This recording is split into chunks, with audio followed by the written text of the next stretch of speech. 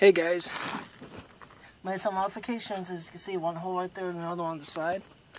So now we get to see what it sounds like.